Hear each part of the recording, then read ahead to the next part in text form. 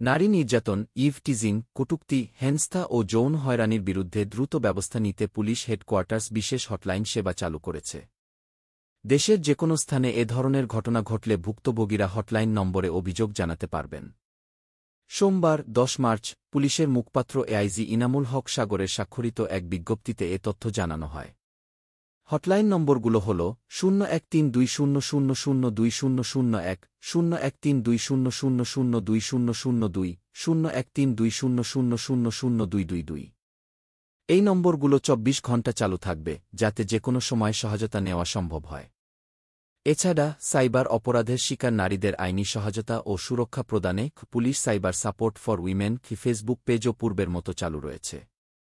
এর আগে রোববার ৯ মার্চ সচিবালয়ে সমসাময়িক বিষয়ে সংবাদ সম্মেলনে আইন, বিচার ও সংসদ বিষয়ক উপদেষ্টা আসিফ নজরুল হটলাইন চালুর বিষয়ে জানান।